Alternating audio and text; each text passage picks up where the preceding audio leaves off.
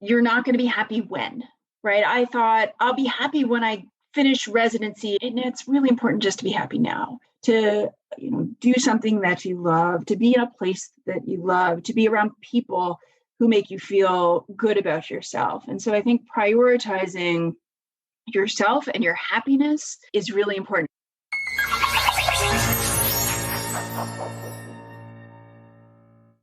Hello, and welcome to DocWorking, the Whole Physician Podcast. I'm Dr. Jen Barna, and I'm so excited about today's episode. My guest is Dr. Joanne Stekler, an infectious disease doctor and researcher at the University of Washington, considered a national expert on the topic of HIV testing and prevention. She started the first community-based clinic for HIV pre-exposure prophylaxis in Seattle and is working to increase access to pre-exposure prophylaxis, particularly to reduce HIV-related disparities. In addition to her groundbreaking research, Dr. Stekler has a cooking blog, uglyducklingbakery.com, and it's a beautiful and engaging website that I highly recommend checking out. And with that, let's get started. Dr. Joanne Stekler, welcome. Thanks for joining me today. Thanks for having me. It's so good to have a chance to talk with you. And why don't we start at the very beginning for our listeners who are pre-med and might be curious how you specifically decided to become a doctor in the first place. Yeah, I am not someone who had doctors in my family. Both my parents were economics PhDs, and they thought I was crazy in college when I decided I was going to change from psychology major to a biology major. You can't even dissect your chicken. And my response to that was, I'm not going to eat my patients. And so, I decided between sophomore and junior year of college that I was going to go to medical school. And the reason I really enjoyed the biology and I really wanted to take care of patients. And I wasn't going to be happy being a PhD like they were and teaching full time. So was there a specific instance or any specific instance that made you decide to go into HIV research and in that area of expertise?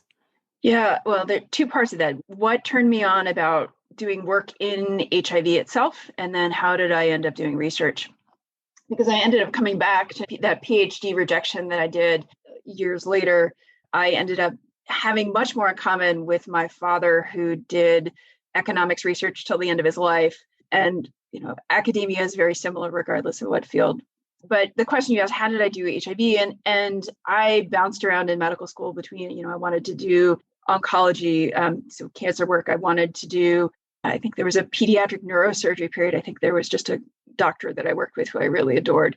But it wasn't until I did my medicine, I think our clerkships when I was a second year. So Duke did something strange. And I had an attending who was John Bartlett at Duke. And I remember one of the times when we admitted one of his clinic patients, and this was 1993, something like that, and one of his patients who had end-stage HIV. And the thing I remember is that Dr. Bartlett knew that this patient loved strawberry Ensure.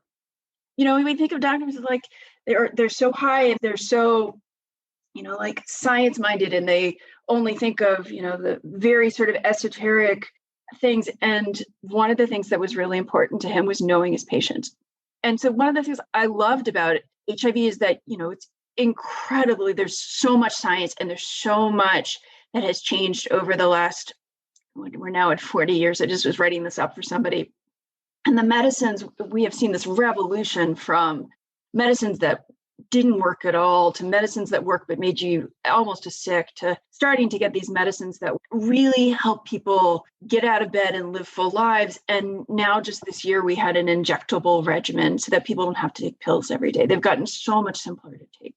So very science focused. On the other hand, we talk about, sex, drugs, and rock and roll. You get really into people's lives, and there's a lot of ethics and policy. And some of the work that I want to continue doing is trying to address the disparities that currently exist in populations, both for sexual and gender minorities, as well as racial ethnic minorities who are disproportionately impacted by HIV, as they are for many things. So there was so much to bite into with that. Absolutely. And how does HealthMinder help you to reach out to the underserved populations that have difficulty getting access to care? If you back up, right, 1990s, the internet didn't exist. And one of the first things is sort of we moved into the 2000s is that people were using the internet to find sex. And you thought as a public health person, well, if people are using the internet to find sex, can we use the internet to help them access prevention and testing and research and all of those other things? And so I, very early on said, I'm going to build an app. And I think I had $10,000 to build this app and try to help people find resources. But that's got me interested in what I'll put under the umbrella of e-health, electronic health, or mobile health, and other related technologies. And so in a partnership with Patrick Sullivan at Emory University, we did some work trying to understand what men who are at risk for HIV acquisition would want in an app. Toy belt, they want sex diaries, do they want, all sorts of other things. And it started off we're pre-PrEP, 2010 or something like that, thinking about how do we encourage people to get on regular HIV testing schedules. The recommendation is that folks who are sexually active should get tested for HIV once a year, and if they are at particular risk, to get tested every 3 months or so. And so how do we help them get reminders for them to get an HIV test? So this app started off really HIV testing focused, and then when PrEP, HIV pre-exposure prophylaxis, got approved in 2012, that we incorporated sort of asking people about PrEP. And what we realized from some of our initial work with HealthMinder is that people were accessing the app for information and for locating resources. And so what we're testing right now in the southeast part of the United States is whether or not access to this app with information and assessments for, what is your risk? Should you be on PrEP? Do you need post-exposure prophylaxis? And how to find those resources, whether having access to that app will get people on PrEP. And that's what we're testing right now. We're in I think, year 4 of a 5-year project right now. Wonderful. So as you're proceeding through this in your personal life, you have this incredible, intense work that you're doing and you're devoted to that. And so how did you find the time between that and being a parent and your love of cooking outside of work? How did you find time to start a blog? I always do too much. The short answer, I always do too much. And whatever I do it to the fullest extent that I can, is the short answer to that. I think, again, I'd always been cooking and baking all my life. And I think I started baking more and doing bread when my kiddo went to school and I had to start providing her lunches. I was like, we need bread. And you realize the store-bought bread is just not as good as something that you can make at home. And so then I started, making bread a couple times a week. And it was the sort of sharing of this, all of my cooking on social media happened at the start of the pandemic. I'd always been doing it, and occasionally I'd been, post hey, look at this fun thing that I've made, but it wasn't every day. It certainly wasn't once a month. And then when the pandemic started in February and March, as an infectious disease doc, I was trying to help my network, I have about 400 to 500 folks who are Facebook friends with me, some of whom are docs, but many of whom aren't, to try and make sense of all of that information and fear that was happening in February, March of last year. And I started feeling guilty about how much of COVID information I was sharing. And I wanted to make sure that I was sharing some other things, and decided that one day I was like, let me ask everybody a question about bean burgers. Because while I'd been a vegetarian for 10 years in my past, and I love a good bean burger, I just find the homemade ones to be so mushy. And so just asked them, tell me what I can do to make my bean burgers less mushy. And my friends, a lot of whom are cooks, also started, sharing all sorts of, put it in cornstarch or add some vital wheat gluten, or, dry the beans out. That was the answer, was dry the beans for 10, 15 minutes in the oven. And that really helps. I've also, added quinoa. There's you can read the post on my blog about all the steps that I've done. But, it's not a beef burger. It's never going to be, but I think it's now a good vehicle for cheese and condiments and everything else that you want in a burger. Fabulous. Yeah, I love your post about the bunless burger. I'm inspired by that. And also your falafel, of course, is what originally caught my attention looking at your blog. I love your story about how you came up with the name for that as well. Yeah, it just makes me happy just to think about it. It's like that scene, the marriage scene in The Princess Bride, marriage. Marriage is what brings us together today. But yeah, falafel, you can't say that without smiling. Imagine them clicking their falafels together at the end of that scene. The Mr. Ugly Duckling Bakery would like to take credit for my success with falafel. I had been playing around with his waffle. I had grown up and never had a waffle iron. We made pancakes or French toast at home. And when he moved in, we all of a sudden had a waffle iron. Okay, let's use it. It was amazing. I don't know how I went 40 plus years without having a waffle iron. So I waffled everything. I waffled potatoes. I waffled chocolate chip cookies. That was a mess. I'm sure people can make chocolate chip cookies as a waffle without as much of a mess, but I'm just happy baking a chocolate chip cookie on its own now. We were talking earlier about your writing style, which I think really contributes to your blog as well. And I'm curious what your plans are for the blog. Do you plan to just continue it on the side as you're working and just let it build or do you have other plans? That's a big, I don't know. It has provided incredible amusement and education for me. I mean, one of the things about me is that I'm a lifelong learner and I like to learn everything I can about things. So I'm still very much steep on my learning curve, both for blogging and for SEO, search engine optimization, which is something I'd never heard about before January.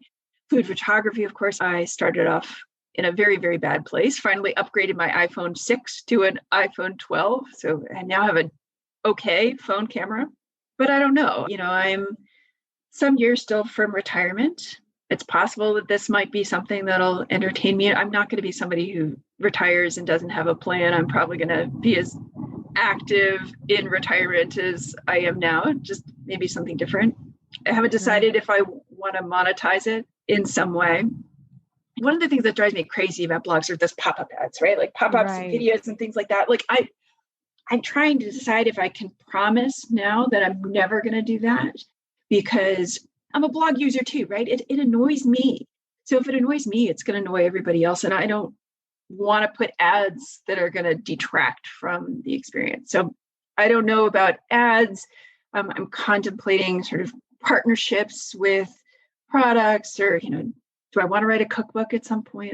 I don't know. There's so much, sort of like when you go to medical school and you're like, I don't know, I'm just going to be a doctor. You're like, there's so much you can do as a doctor. There's so much I can do. So I'm keeping it going for now because I don't feel like I've explored it enough, but I don't know whether or not 5 years from now, when I retire, will it still be there? I don't know. Do you plan to retire in 5 years? I'll tell the story, which is I'm an academic physician. And so every point in my career where there was uncertainty, would I get my K award? Would I get my R awards? Would I continue to have funding? Every time you see that funding, like the guarantee of funding go away, you're like, I could just start a bakery. And so, I've toyed with the idea of the backup plan. One of my colleagues is planning a dog walking business if and when the funding ever runs out. So we've talked about, the Ugly Duckling Bakery as a real entity for a decade or probably something like that.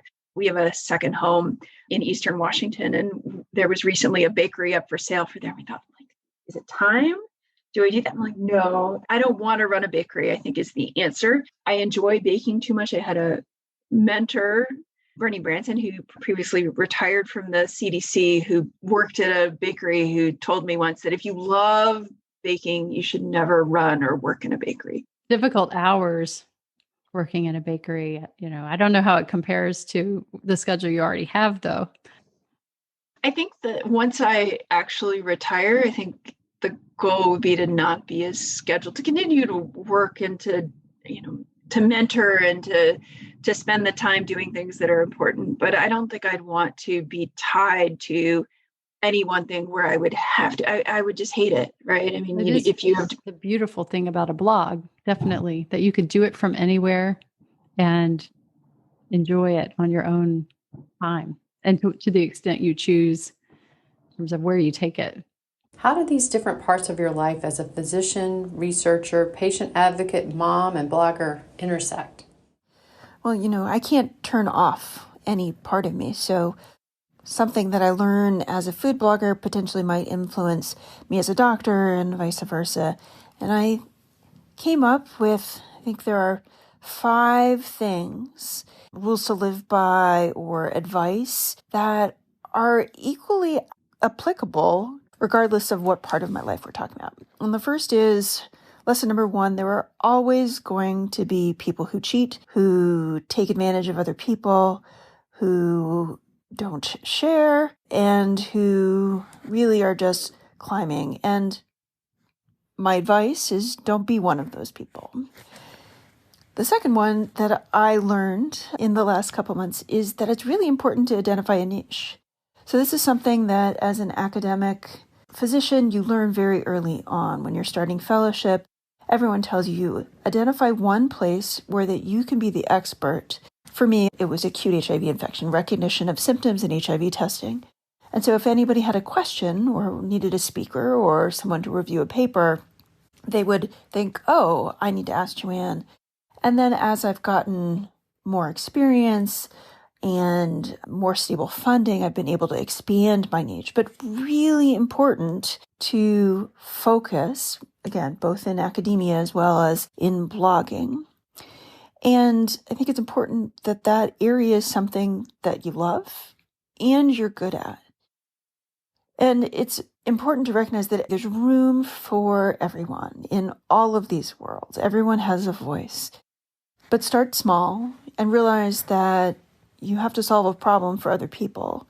One of the things as a blogger that I thought was, I'm going to all of a sudden be posting recipes and sharing my pictures and people are going to come to me and love me. And that isn't true at all. One of the podcasts I listened to gave the metaphor of going into Times Square and saying, look at me, come to me. And that's not the way it works. You have to identify a group of people, your ideal customer avatar for blogging purposes, and figure out what problem they have and what problem you need to solve. Not everyone can be the Steve Jobs of identifying something that people don't even know that they are missing in their lives. Not everybody can be Steve Jobs, but there are lots of problems out there. And just whether it's in medicine or in blogging or in any other field, figure out what the problem is and try to solve it.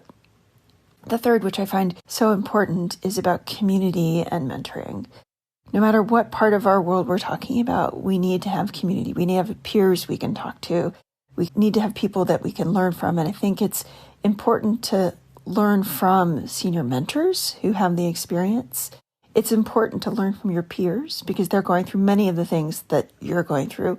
And it's also important to learn from your mentees, especially as I've gotten older. I'm now working with younger folks who have a different perspective, and especially in social media, it is important to learn what everybody's doing and to teach and to learn what excites other people. So find your community, find a mentor, find people to mentor yourself.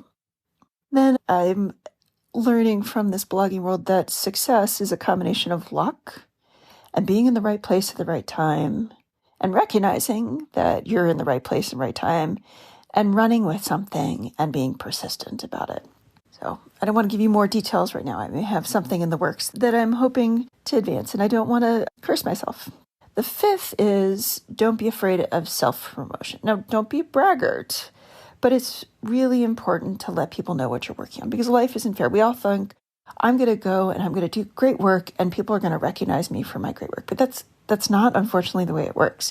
You have to introduce yourself and introduce yourself to the people who make decisions and let them know who you are and let them know what you're working on and let them know about yourself because that's when your grants are being reviewed or your papers are being reviewed. They'll say, oh, I know Joanne, I met her at a meeting.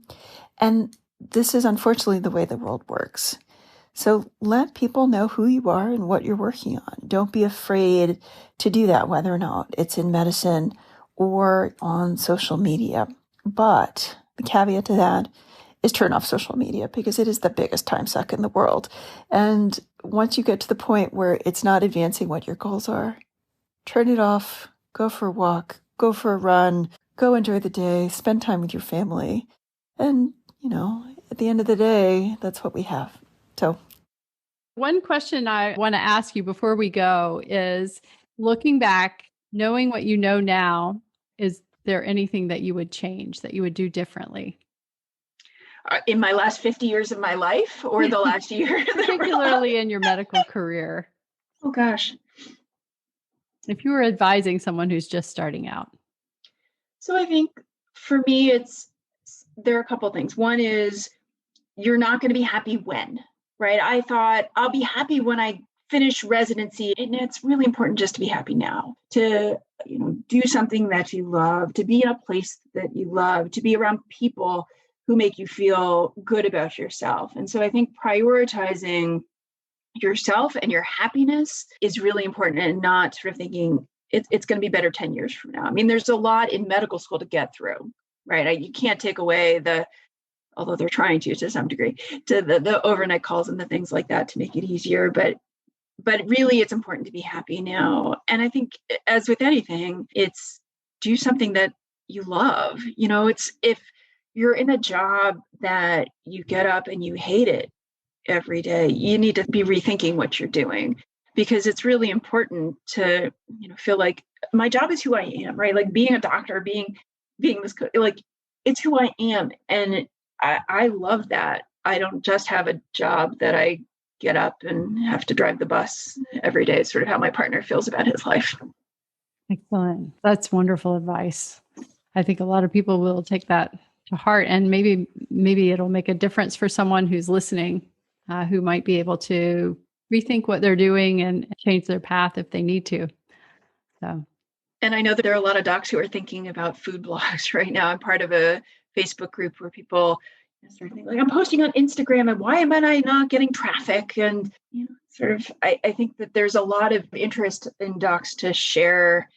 And there's a lot of frustration in medicine right now, and sort of like, how do I have this creative outlet when I'm being beaten down by all of the administrative requirements? And I think that's one thing that baking and blogging has helped me, is sort of, I have this creative outlet. I never really thought of myself as a creative person. And so how do I share this? How do I learn? How do I help other people, is something that I think is really important. And people should just do it if they're interested in doing it, right? There was one of the things from a previous podcast was about the analysis paralysis that many docs get into. And that's true. It's sort of like, I can think about this for a really long period of time, just do it, right? And you're never going to do it perfectly the first time, but you should just start. Do it. If you want to be an artist, do it. Excellent advice. Yeah, I love it. That's terrific. I think having a creative outlet, whatever it is for you, is a tremendous resource on a day-to-day basis, and actually plays well into the mindfulness concept of taking care of oneself. So, well, thank you so much for taking the time to talk with me. And actually, we've talked about some other topics that we may hit on in the future at some point, and I hope to have you back and look forward to talking with you again. So that would be great. I would love to be back. We can update everyone on whether I'm still blogging. As always, thank you so much for tuning in to listen and to hear some new ideas on DocWorking, the Whole Physician podcast.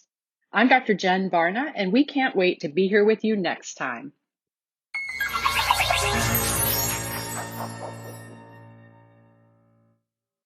Hello, and thank you for listening. This is Amanda Taryn. I'm the producer of the DocWorking podcast. If you enjoyed our podcast, please like and subscribe. We would also love it if you checked out our website, which is docworking.com. And you can also find us on YouTube, Facebook, Twitter, and on Instagram. On Instagram, we are DocWorking1, and that is with the number 1. When you check us out on social, please let us know what you would like to hear on the podcast. Your feedback really means a lot to us. And if you're a physician with a story you'd like to tell, please reach out to me at amanda@docworking.com to apply to be on the podcast. Thank you again, and we look forward to talking with you on the next episode of DocWorking, the Whole Physician podcast.